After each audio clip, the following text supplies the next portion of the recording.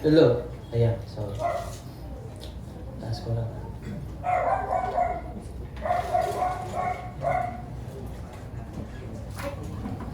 Good morning po sa ating lahat. Morning po. Good morning. So, andun na po ba tayong makinig? Dana. Natanong pa yun, no? Pero ayun nga, syempre, kasi minsan nakikinig tayo pero hindi natin binibigay yung 100%. Pwede natin sabihin na nakikinig ako pero maya-maya nagdi-distract ka na iba. Kumbaga, pag sinabi natin makikinig ako, walang gagambala sa akin. Parang gano'n, no? Parang sineset mo lang yung mood mo to listen. And, so, ayun nga, mukha ba akong magsasaka? Magkikwento na naman kasi ako. Kasi nga, di ba, dahil nga ang ating series is about sa parable ni Jesus. Pipindot ko mo. Ayan. Ayan. So, what the kingdom of heaven is like. So, lahat ng mga kinikwento natin dito, lahat ng nare-reveal sa atin dito ni Jesus, is something na magpapakita sa atin kung ano yung ginagawa natin sa kingdom ni Lord. Which is ngayon na yung presensya ni Lord sa atin ay nandito. Kasama si Lord sa puso natin, sa buhay natin. So, ano yung buhay na parang pinapakita ni Jesus ito? Ano yung magiging buhay ng mga Kristiyano na maniniwala kay Kristo? So, yun yan. So, hindi ko na, kung gusto nyo balikan kung ano yung ibig sabihin niya, nanood po kayo sa ating YouTube channel, episode, Sunday Service. Ayan. So, ano po ang next parable po natin ngayon? So, ang next parable po natin ngayon is parable of the unforgiving servant. Ayan. So, sa mga tao nagsasabi, ako, hindi naman ako lagi nalagalit. Mapagpatawad naman ako, para rin po sa inyo yan. Kasi sometimes, nagpo-forgive tayo pero iba yung motivation natin. Meron tayong sarili-sariling agenda, papatawarin ko to para kapag nanghingi ako ng tulong sa kanya o nagkamali ako sa kanya, patawarin niya ako. Di ba medyo, ayun nga sabi ni James, medyo evil yung ating reason kung bakit, or selfish, yung kumbaga. Selfish kumbaga, kung bakit natin, kung minsan, kung bakit tayo gumagawa ng mabubuting bagay. So ano ba dapat? Ayun, so yun yung tatalakayan natin dito. And before that, let us pray. Heavenly Father, Panginoon, thank you Lord, Panginoon, sa umagang ito, Panginoon, na pinagkaloob mo po sa amin. Ikaw po ang siyang makita, Panginoon, ikaw po siyang maparangalan, ikaw ang madakila, Panginoon. Sa aming buhay, sa aming puso, Panginoon, Lord, touch our hearts, Panginoon, with your Spirit, Panginoon. Lord, let our ear, Panginoon, makarinig, Panginoon, sa lahat ng maririnig namin dito, Panginoon. And Lord, always remind me, Panginoon, that I am just a preacher, Panginoon.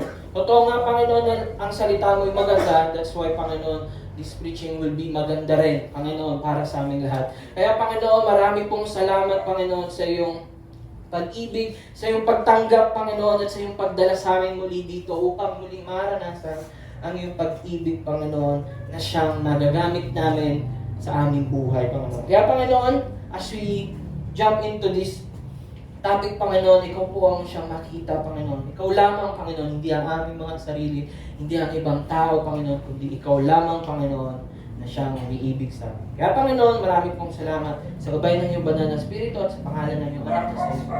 Lahat namin sa amin. Amen. Isip ko ba? Alam mo na. Okay. So, ito na po yung ating parable. Nasa Matthew 18 na tayo. Kasi nung last time na parable natin is sa Matthew 13. Ngayon, ang context natin dito is ni-explain ni Jesus yung mga kapatid mo na nagkakasala sa'yo. And then ang sinasabi ni Jesus dito, kapag may nagkasala sa'yo, kausapin mo sila. Tapos hanggang sa masabi ni Jesus na 2 or 3 gathered, nandun ako. Kumbaga, ginagamit yung verse na yun para mang-correct ng tao. Or mang-correct kung ano yung mga mali nilang nagawa. In a loving way. Lalo na kung sila ay nagkasala sa inyo. That's why, biglang nagtanong. Si Peter. Siyempre, si Peter yan. Then Peter came up and said to him, Lord, how often will my brother sin against me? Ilang beses pa sila pwede magkasala sa akin? And I forgive them. As many as 7 times. Yeah, but Jesus said to him, I do not say to you 7 times, but 77 times. So ano ibig sabihin niyan? Bakit ba 7? Dahil 7 days ginawa ang ang earth, ang creation? Hindi. Kumbaga, si Peter dyan, medyo galante pa siya dyan. Na 7 yung sinabi niya kay Jesus. Kasi sa Judaism, ang sinasabi nila dito is, kapag nagpapatawad ka ng 3 beses. Sabi dito, kasi ginagaya nila yung ginawa ni Lord dito. Thus says the Lord, for 3 transgressions of Edom, and for 4, pag pang-apat mo na, I will not revoke the punishment. Because he pursued his brother with the sword and a cast of all pity, and his anger tore perpetually, and he kept his wrath forever. Ngayon, always be reminded na si Lord yung nagsasabi dito. And he is the righteous one. And he is the perfect one. And siya lang makakapagsabi kung sino ang papatawarin niya, kung sino ang hindi. Okay? So, pero, by that, hindi tinuturo ni Lord dyan na 3 beses ka na magpatawad. Tinuturo ni Lord dyan na kapag may nagawa ng kasalanan sa'yo, magpapatawad ka. So, yun yung ibig sabihin niya. Ngayon, yun nga yung sinabi ko kanina, na galante pa si Peter dito. Na 7 kung magpatawad siya. Kumbaga, si Jesus kasama niya, no? Pero nakikita niya si Jesus na papatawad, tapos biglang gumagaling. No?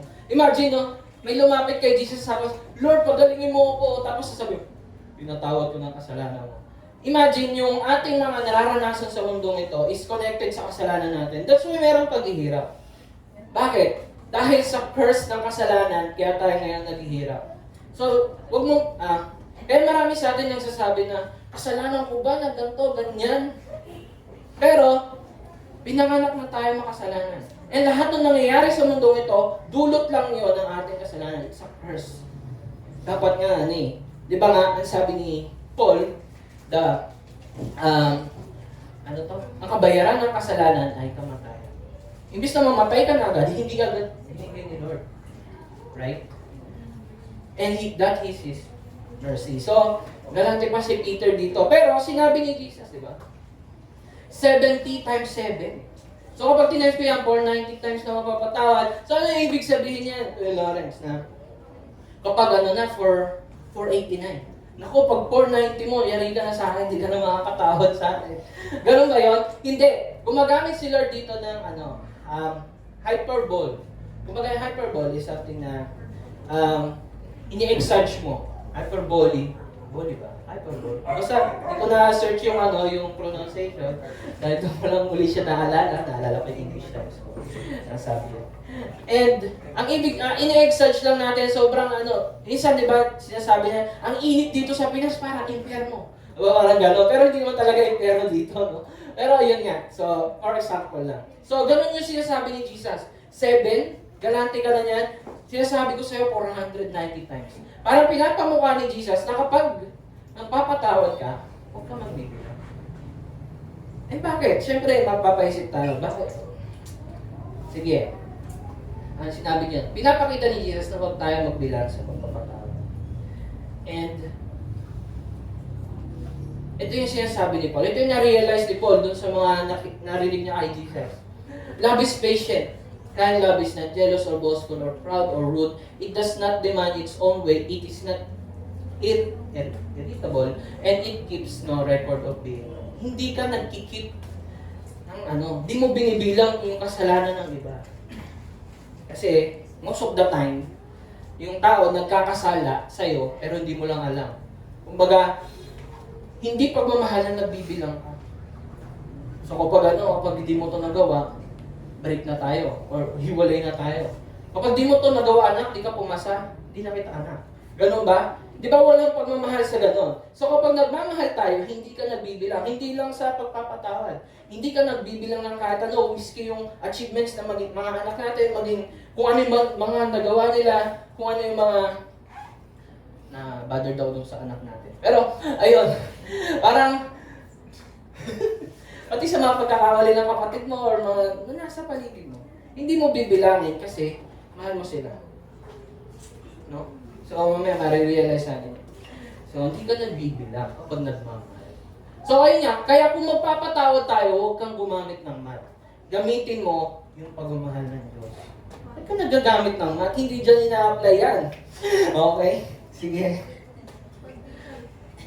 Next.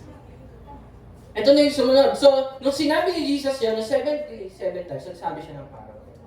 Ayan, therefore, the kingdom of heaven may be compared to a king who wished to settle accounts with his servants. Imagine, there's a king, and lahat ng mga alagad niya, merong utang sa kanya. And there's one servant na when he began to settle, one was brought to him who owed him 10,000 talents. 10,000 ako, wala akong 10,000 nga, pero mukhang malaki yan. And since he could not pay, his master ordered him to be sold with his wife, children, and all that he had, and payment to be made. Imagine, para na mabayaran yung utang mo, lahat ng meron ka kukunin sa'yo. Just like that. Kaya kabayaran ng kasalanan ng kamatayan kasi lahat kukunin sa'yo. As in lahat. Lahat ang pinagpagura mo, wala. Pero, ano pa sumunod? Ayun nga. Ano ibig sabihin ng 10 talents? 1 talent is 20 years of wages of labor. Sino 20 years na nagtatrabaho dito? Wala. Yung iba wala pa, pero yung iba meron na. 1 talents lang yun. Ay ang utang ng 10,000. Imagine. So 10,000 times 20 is gano'n ka grabe yung utang nito? Ewan ko ano saan yung pag-ginastos to. Wala pa naman kotse that time. Pero 200,000 years of wages. Ganun ka grabe yung utang niya. Kung sa pesos yan, kung sa dollar, 6 billion yan. Kung sa atin, mga 332 billion pesos. So, estimated lang yan. Pero ganun kalaki. Pero, ano lang naman to, dahil parable lang ni Jesus to, kwento niya lang to. No? Pero ganun ka grabe. So, para maranasan natin na grabe yung utang. Servant. Alam mo, servant ka pa lang, hindi siya bilyonaryo, hindi siya businessman. Servant lang siya, taga-sunod lang ng king. And then, grabe yung utang niya. Okay. And then, ngayon, so the servant fell on his knees and imploring him, have patience with me, and I will pay you everything. And out of pity for him, the master of that servant released him and forgave him the debt. Ngayon, imagine, 200,000 years of wages. Nasasabihin mo, I will pay you everything. Parang nanloloko no? Kaya mong bayaran yun? Parang gano'n. Pero siguro maybe gaano ba kamahal yung lahat ng kariyera niya, pati pamilya niya, kasama niya. No? Pero gano'n. So, pero pinatawad siya. Dahil ba nagpatawad ba yung king dahil lumuhod siya at nagpatira pa? Or nung sinabi niya, I will pay everything? Pero nakita ng king na hindi niya kaya talaga. Miski yung kung anong meron pa siya, hindi kayang bayaran niya.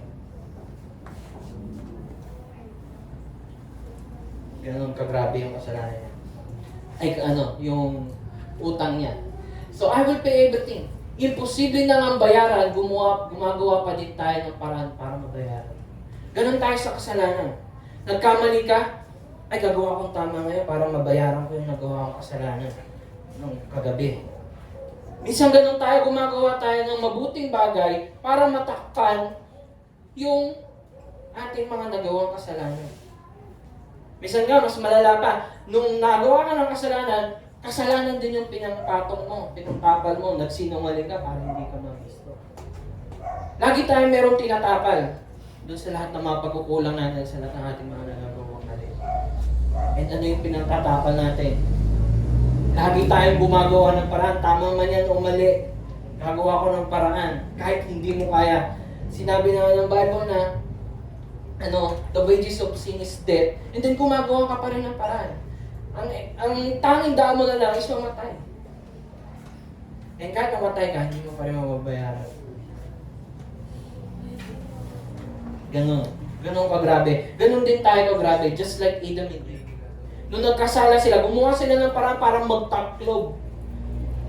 Sila yung nagtahi para magtaklob nila, papakita nila kay Lord na, Lord, okay ako. Isang ganon tayo. Nagawa tayo ng Lord. Ngayon, pinatawad siya sa utang. Dahil sa kawan at alam ng hari na di niya ito kayang bayaran, pinatawad ng hari. Hindi dahil kaya niya, hindi dahil kung sino siya. Pero kung mababalikan natin yung verse, out of pity. Yung compassion niya, yung awa niya doon sa servant, na ipakita niya. Siguro, kung makikita niya ng ibang servants, wow, ang galing ng hari natin, nagpapatawad. Grabe yung utang mo, tapos imagine, pinatawad niya lahat yun.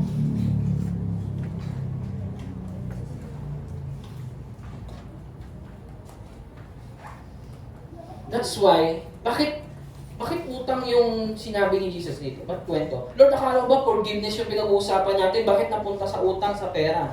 Kasi yun din yung sinabi ni Jesus, when we pray, forgive us our debts as we also have forgiven our debtors. Kasi ganun yung, pinanganak ka ng may utang sa Panginoon. Pinanganak ka ng may kasalanan. So pinanganak ka na merong utang sa kasalanan na dapat mamatay ka instantly dahil sa kasalanan. Pero hindi ginawa nila. May utang ka. Yun nga yung ibig sabihin ng utang eh. Hindi agad kinuha yung payment. Hindi ko muna kukunin yung payment sa'yo. Sige, mga after 1 month, utang yon. Ganun tayo sa harapan ng Diyos. Hindi agad kinuha ni Lord yung payment sa kasalanan, kaya tayo nabubuhay. Kaya nabuhay pa rin tayo kahit dun sa time pa lang ni Adam. May utang tayo. May utang tayong lumabas sa Garden of Eden. And then para makabalik doon, kailangan may magbayad ng utang na yun. O diba minsan kapag may nag-uutang sa inyo, medyo hindi kayo nag-uusap madalas. Yung isa, palayo pa. Diyan na naman si Kuya Jay. Singilin ako niyan. Diba minsan nahihiya ka pa kasi ganun kagrabe yung utang. Pero pag nabayaran mo yun, oy, aapira mo pa yan. Pwede pa utang ulit. Diba minsan ganun, diba? Tapos kampante ka na laging umuutang sa kanya kasi alam mo na babayaran mo siya. And then at the same time, alam niyang okay kayo kasi nakakabayad. Pero dito sa kaso na ito, hindi natin kaya magbayad. And then,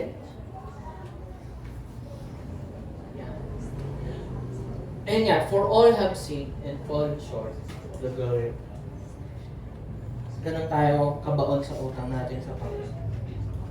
Kaya, ganun kagrabe ang kasalanan natin na kahit sino man, hindi ito kayang bayaran.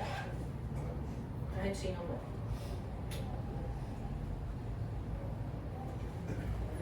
Kaya rin, sa bigat naman. Kala baka pag pupunta sa church, happy-happy tayo dito. No.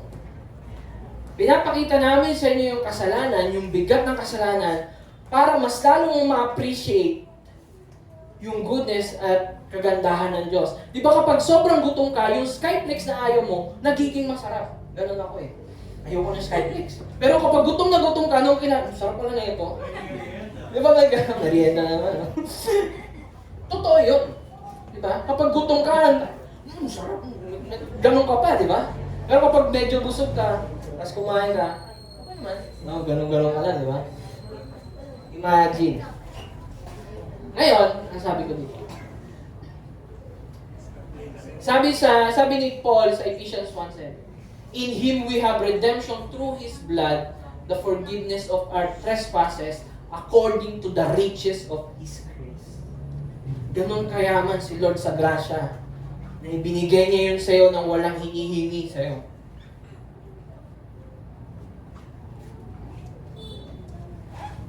And binayaran niya yun gamit ng dugo ni Jesus. Kasi, ganun siya kayaman. Imagine, no? Kung mayaman ka, ano na lang yung kaya mong ibigay? Parang sabihin natin, si Lord, nabigay niya na lahat sa'yo. Alam mo, anak, nasa iyo na lahat. Pero, para mabayaran o mabigyan pa tayo ng, kumbaga, ano na lang yung kaya ibigay ni Lord? Ang kaya niya na lang ibigay is yung mismong sarili niya sa atin. Kasi nabigay niya na lahat. So ang kulang na lang is, hindi kulang, kundi ang kailangan na lang para maranasan mo yung pagmamahal ng Diyos is yung mismong sarili niya ibigay niya sa atin. That's why Jesus came. No? Okay, balik tayo dun sa parable. But when that same servant went out, ngayon pinatawa siya, siguro yung bigat na nararamdaman niya, no? Yung kuba niya likod, biglang umistraight. Sa sobrang minsan, nung papunta siya sa ari, ganun siya. Pero nung pag-alis siya, ganun siya, oh. Bayad na. I'm paid. Bye. Ganun. So, ngayon, paglabas niya, he found one of his fellow servants, yung kapwa niya, na servant din, who owed him 100 denarii. 100 denarii. Kanina, 10,000 talent. 100 denarii. And seizing him, he began to choke him, saying, "Pay what you owe." Bayaran mo utang mo sa akin. Siguro ganun kagrabe yung puso niya na ang dami niya nagastos na pera, kahit yung mismong kasama niya, fellow servant, siningil niya. Ganun siya kagrabe. Ganun siya kagrabe na kasilaw sa pera. That's why no one can serve two masters. No one can serve both God and money. Imagine, no? Release ng tren. Tapos, yung isang paa mo, nasa safe na place. Tapos yung isang paa mo, nandun sa release ng tren, padaan yun. Mamatay ka, diba? Ganun din. Sabihin natin, tinanggap mo si Lord. Lord, I accept you as my Lord and Savior. And then kung mamuhay ka, ang layo dun sa pananampalataya mo. Para kang nagtiwala sa parachute, sa pabagsak na airplane, tas di ka tumalo. Hindi mo tinik yung faith mo dun sa parachute mo. Mamatay pa rin ako pag tumalo na ako. Naniwala ka dun sa parachute, pero hindi mo ginawa. Tapos, hinila mo na yung parachute nung nandun na. Wala ka na, hindi na umabot. Diba? Ganon tayo. So ngayon, ano yung 100 denarii? 3 months of wages na. Kumbaga doon sa isa, 200,000 years. Parang ilang buhay yun, parang kahit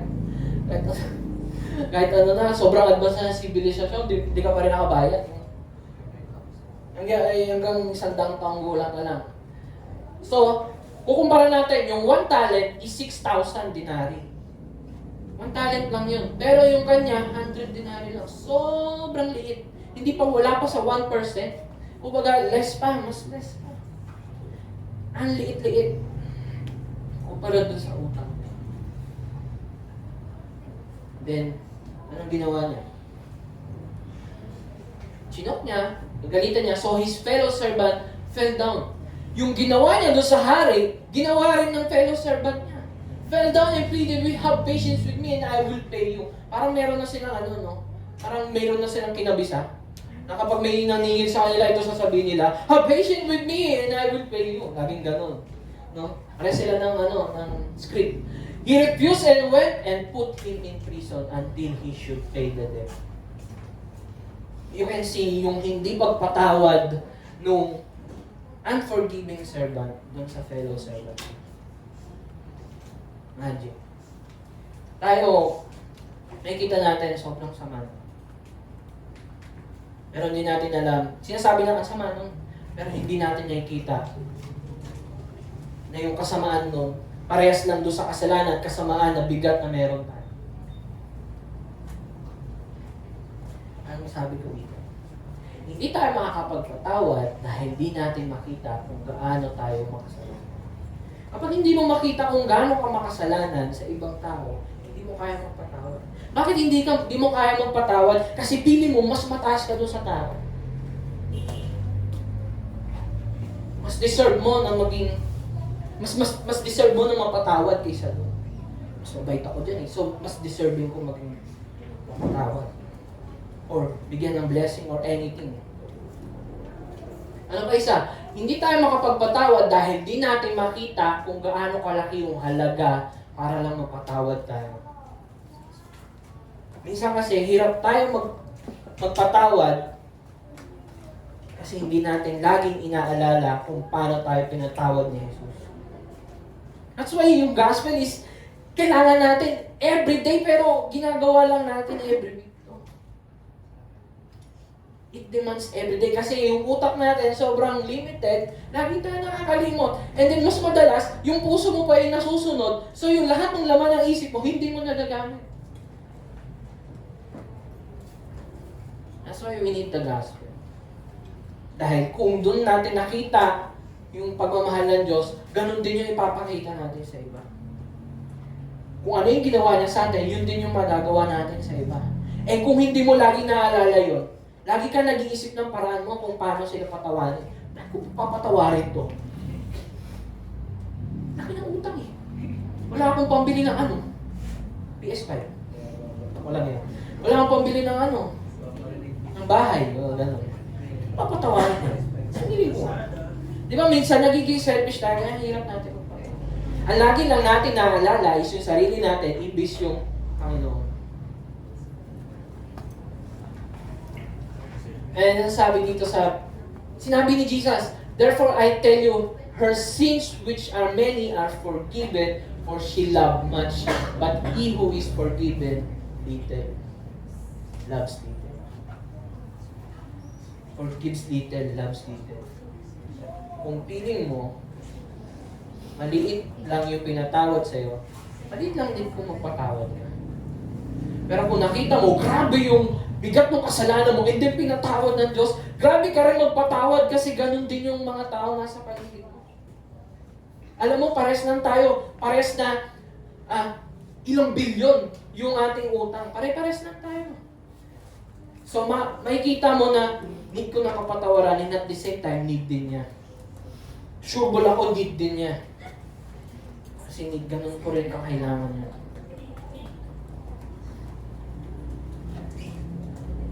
Forgives little.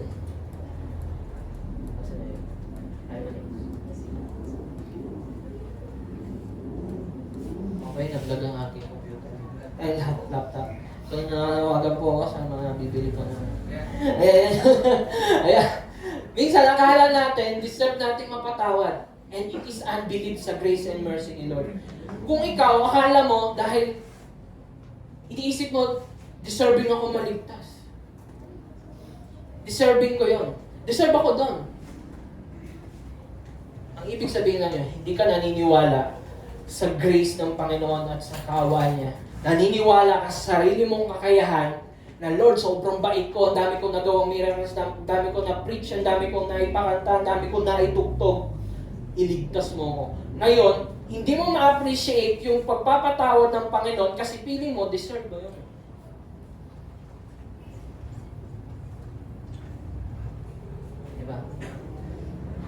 It is unbelief. Sa grace and mercy ni Lord. Hindi ka naniniwala sa grace niya, mas naniniwala ka sa good works mo. Deserving ako eh. Kaya sinabi ni Jesus, get away from me, you evildoers. Dahil naniniwala ka sa good works mo na may bahid ng kasalanan. Dahil makasalanan tayo. Di ba nga, kung nakita mo yung basura, anong lalabas doon? Amoy mabaho. So kahit anong gawin mong mabuti, kung makasalanan ka, mabaho pa rin yun sa pang-amoy ng Diyos. Ganon siya. Ganon kagrabe yung kasalanan natin.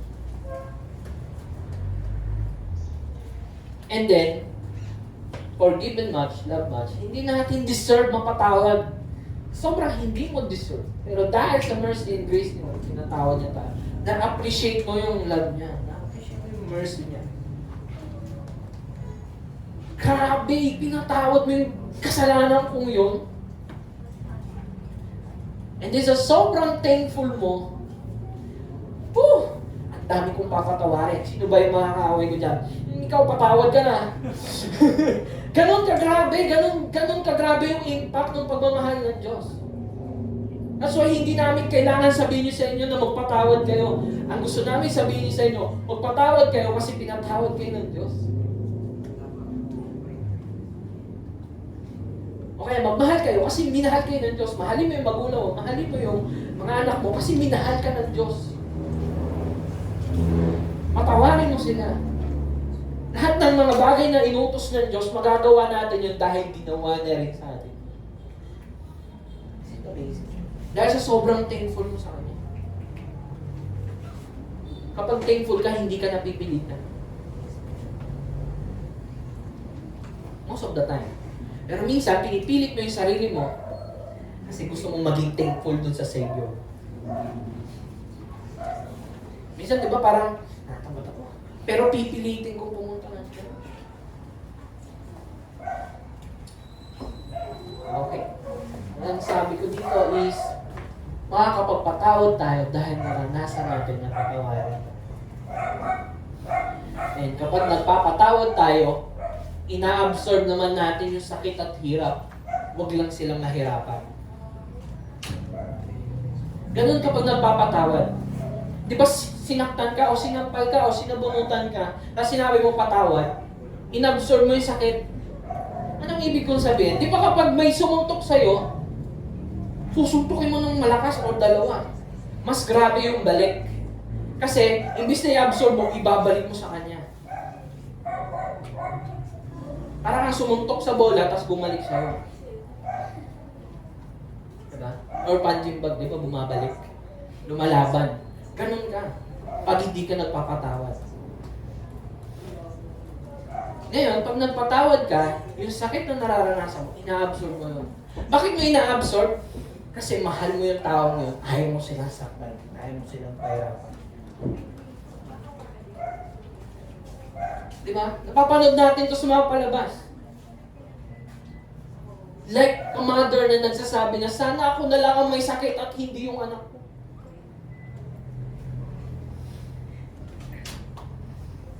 Ganon ka grabe kapag nagpapatawad ka. O kapag mahal mo yung isang tao, gusto mo ikaw na lang. Huwag yung anak mo. Huwag sana yung magulang ko. Ako na lang mauna sana. Minsan ganun tayo. And ganun din sa pagpapatawad. Huwag na lang siya, sige ako na lang. Okay lang masaktan. Kasi mahal ko siya. Ngayon, if we set that love to all the people na nasa paligid natin, ganun tayo mag-respond. Hindi kita sasaktan. Kasi alam ko, kailangan mo ng pagmamahal, kaya mamahalin kita. Kasi ganun din yung pangangailangan mo sa Diyos. And kaya sinabi ni Jesus that time, no, Father, forgive them for they don't know what they do. Lord, patawarin mo sila. Ama, patawarin mo sila. Hindi nila alam yung ginagawa nila. Just like the mother na nagsasabi na, huwag na lang sana yung anak ko. Ako na lang. Lord, wag na sila, Lord, yung parusahan mo. Lord, patawarin mo sila, ako na lang ang sasalo. Yun yung sinabi ni Jesus sa'yo doon sa krus ng Calvary. Imbis na tayo mamatay doon sa krus, siya na lang ang nagdala. Siya na lang ang sumalo ng kahihiyan. Kahihiyan na tinatago mo, yung kasalanan na tinatago mo, siya na yung nagpakita sa buong mundo. Ito ang kasalanan na kukunin ko para sa iyo. And then, sinabi niya dun sa cross, my God, why have you forsaken me? Kanina sabi niya pa kay Lord, Father, ngayon, my God na. Bakit? Dahil si Jesus at si Father, before the foundation of the world, bago pa na-create ang lahat, magkasama na sila. Ganon sila. Ganon sila nagmamahalan. And then, para sa'yo, nahiwalay sila. Ganon kagrabe ang pagmamahal ng Diyos sa atin. Ang ginawa niya, inabsorb niya na lang. Sige, kami na lang ang masaktan ni Jesus. Huwag lang kayo. Mamatay na lang si Jesus. Ako na lang, sabi ni Jesus, ako na lang mamatay para sa inyo. Huwag lang kayo dahil ganon mo kayo. For God so loved the world that He gave His one and only Son. Whoever believes in Him shall not perish and have everlasting life. Yun ang love ni Lord. And that is the gospel. Ni-absorb ni God ang sakit at hirap na mahiwalay siya sa kanyang anak na si Jesus para lang mapatawad tayo at muli niya makasama. No? Mabigat ba? No, mabigat yan. For this is my blood, ito sabi ni Jesus when we take our communion. Kaya kapag magkukommunion tayo dito, please be serious about it. Kasi, for this blood of the covenant which is poured out for many for the forgiveness of sins.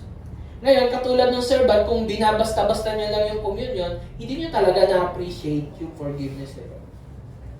And that's why, kaya kailangan natin lagi bumabalik dito para lagi natin maranasan yung pag-ibig ng Diyos. And when we take our communion, ganoon natin kagrabe na ina-appreciate yung bread and wine kainin. No? Nagutom ako. Kaya, if God forgave you, be kind to one another, tender-hearted, forgiving one another as God in Christ forgave you. No? Ang sabi ko dito is, or narinig ko, forgiveness is a gift we receive. Regalo na na-receive natin, so ito rin ang may bibigay natin sa iba. Kung anong meron ka ngayon, binigayan ni Lord, and yan din yung may bibigay mo sa iba. Kasi hindi natin kaya mag-create ng kung anong bagay. Laging merong ingredients sa adobo. Laging merong something na pinagmulan para sa mga pangangailangan natin. And always be reminded na lahat ng bagay na meron tayo galing sa Panginoon. And it is a loving way na ipamahagi yun sa mga nangangailangan at sa mga tao na sa paligid. Sabi ni Charles Spurgeon, isa sa mga preacher, let us go to the Calvary to learn how we may be forgiven, and then let us linger there to learn how we may forgive. Doon lang tayo matututong magmahal. Doon sa cross. Doon lang tayo matututong magmahal. Doon tayo matututong magpatawad. Doon tayo matututong magtiis.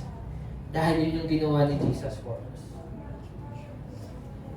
Matututo tayo pilitin ang ating sarili. Just like how Jesus volunteered himself doon sa cross para sa ating lahat.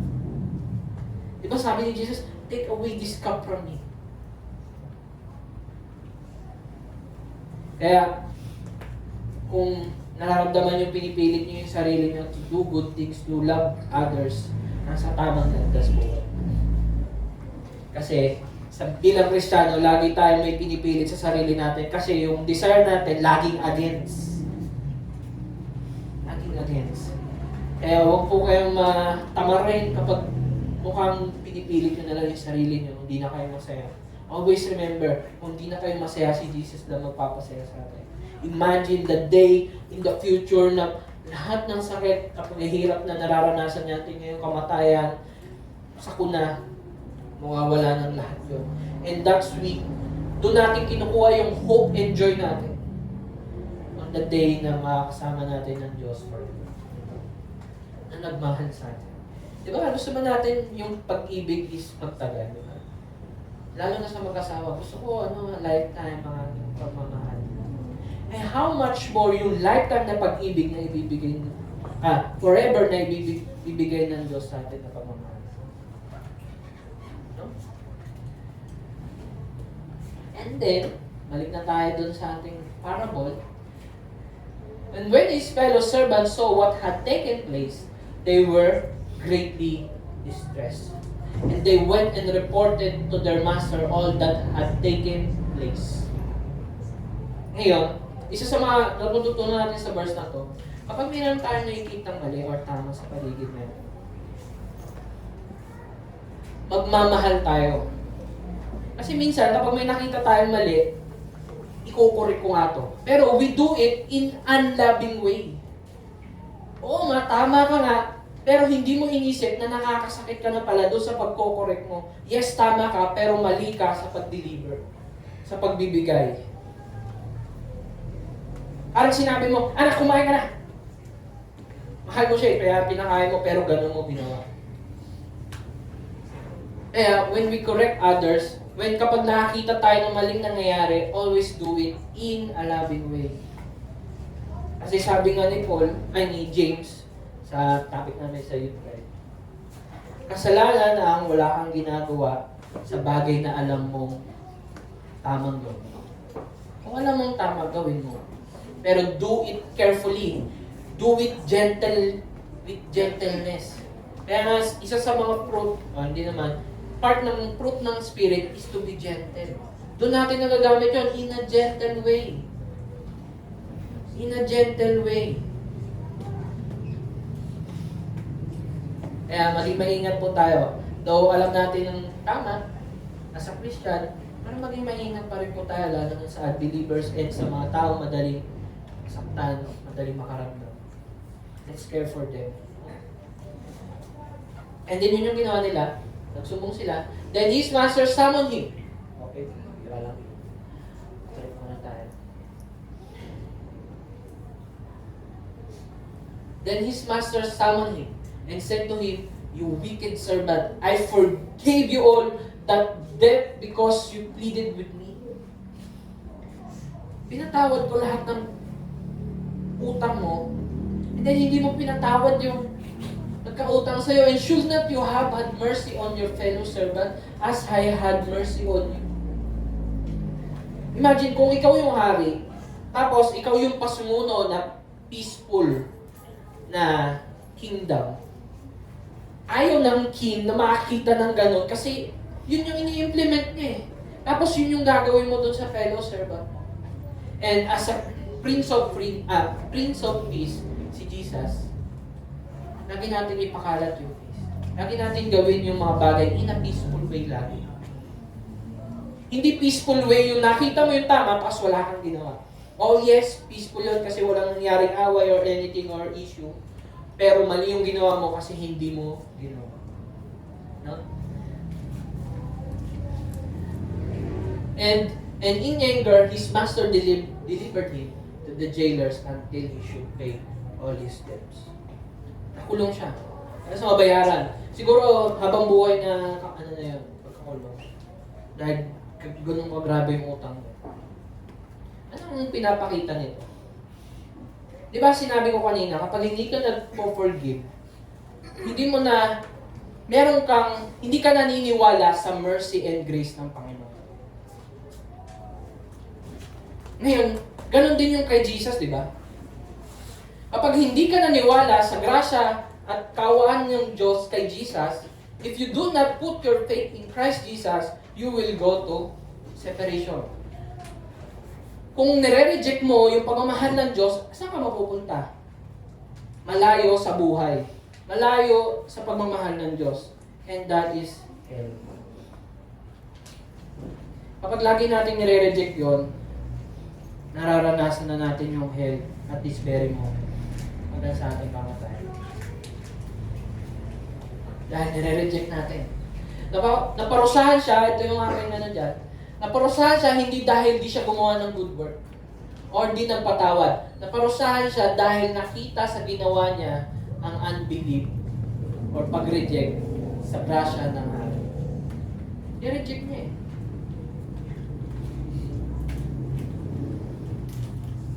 I-reject niya. Kaya dahil pangahantungan natin kapag nireject natin ang pag-ibig at grasya ng Lord. Kapag nireject natin yung ino-offer ni Jesus Christ. Ang ino-offer ni Jesus Christ is salvation and a relationship is a gift. Ang gagawin mo na lang is receive. And lagi kong pinapaalala sa sarili ko kapag meron magbibigay sa akin. Hindi ako mahihiyang kunin. Kasi it is a blessing. And then it is an application na ganun din yung ginagawa mo kay Lord. Kapag may binigay si Lord, tinatanggap mo. Lord, thank you. And then ganun ka rin sa ibang tao. Pag may nagbigay sa'yo, okay lang. Hindi, tanggapin po natin. Tanggapin po natin. No?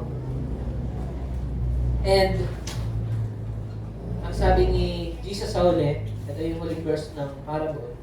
So also my heavenly Father will do to every one of you if you do not forgive your brother from your heart. Always remember na nagaling siya sa puso. Kaya yung pagmamahal, hindi galing sa puso yun madalas. Ang pagmamahal nanggagaling kay Lord. Binibigyan ka lang niya ng pagmamahal. Yung galing sa puso mo is lahat ng kasamaan na meron.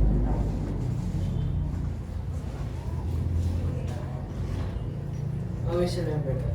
Kaya don't be deceived sa ating puso. Sabi nga ni Jeremiah. Pero yun, kumbaga, huwag natin pagkatiwala ng ating puso or feelings. Minsan, di ba, nahirapan tayo mag-devotion. Papagod ako. Ang sakit ang ulo ko. Naantok ako eh. Tapos kapag naisip mo, sa umaga na lang mag-devotion. Naantok pa ako, tulog pa ako. 6 a.m. tulog pa.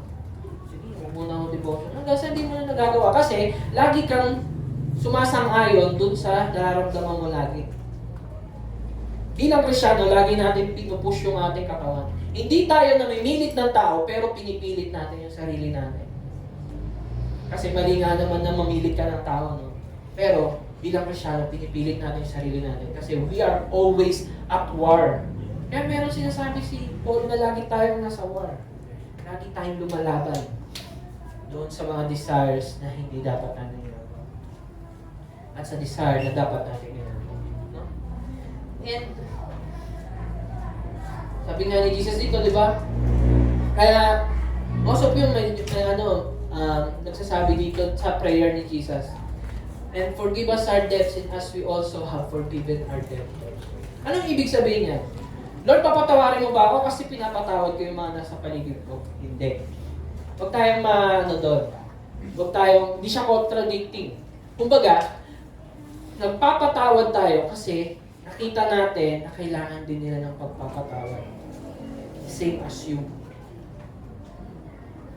Dalawang reason kung bakit tayo nagpapatawad. Dahil nakita natin na kailangan din nila ng pagpapatawad, and at the same time, dahil pinatawad ka ng Diyos, papatawarin mo rin sila. Yan yung ibig sabihin niya. Kaya, sinabi ko na, makakapagpatawad tayo dahil nakita natin na need din nila ng forgiveness. Need din nila ng Savior, kaya ka mag-share. Need din nila ng pagmamahal kasi pagdating nila sa bahay, lagi sila nakakulong sa kwarto. Kaya, alam mo yung need nila kasi alam mo yung need mo. Kung alam mo yung need mo, alam mo rin yung need nung nasa paligid. Kaya nga sabi ni Jesus, huwag mong gawin sa iba yung ayaw mong gawin ng tao sa iyo. Diba? And malapit na magtapos. Makakapagpatawad tayo dahil nakita at naranasan natin ang pagpapatawad ng Diyos. Dalawang reason bakit tayo nagpapatawad. Kasi nakita natin yung need natin sa Panginoon and at the same time, naranasan natin yung pagmamahal at pagpapatawad ng Diyos. Kaya as I end, this is my last verse. And this is the kingdom of heaven is like. Taste and see that the Lord is good. Blessed is the man who takes refuge in Him. We taste yung pag-ibig at forgiveness ni Lord and we see na kailangan natin ng tagapagligtas at nakita rin natin na kailangan din yun ng mga tao na nasa paligid natin. Kaya we gave it to them. And that is the kingdom of heaven is like, we always give and take. Uy, regalo. Sige, thank you. O, regalo para sa'yo.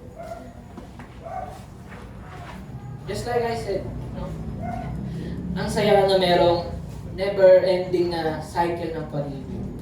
Sa ating pamilya, sa ating mga nasa paligid. Because that is the heaven of kingdom.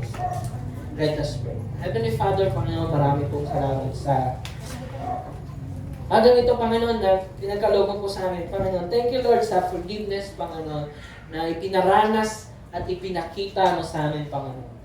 Thank you, Lord, na tikman at nakita namin that you are good, Panginoon. So lead us in repentance, Panginoon. May mga mabibigat man sa aming puso, even doon nakapagpatawad na kami, Lord. Kung merong sakit sa aming puso, Lord, take that away, Lord. Lagi mo kaming dahil, Panginoon, at ipaalala yung pag-ibig mo sa amin so that yung mga masasakit na alaala or mga memories or nararanasan namin, maibsan, Panginoon, at laging makita, Panginoon, kung sino ka. That you are a God, Panginoon, that who is loving, who gives life, who gives blessing, who gives forgiveness. And dahil ganun ka magbigay, Panginoon, ganun din kami magbibigay sa mga tao na sa paligid namin. Thank you, Lord, Panginoon. Let these words, Panginoon, magrema sa aming puso at makita sa aming actions, Panginoon. Because, Panginoon, ito ang nais mo para sa amin lahat, ang magmahalan at maiparanas at maging masaya, Panginoon, sa iyong presensya. Kaya, Panginoon, sa mga darating pang linggo, Panginoon, continue to bless us. And we praise you, we honor you, Panginoon. In Jesus' name, amen.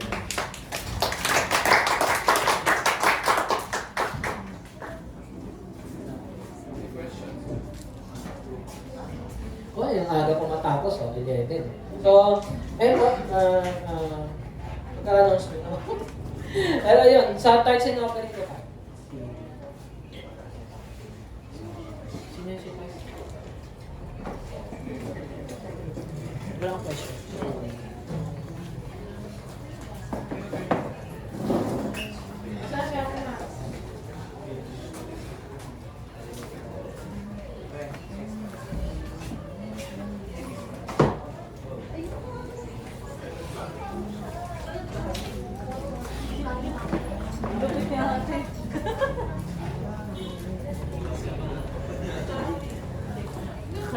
Uy, yung cellphone.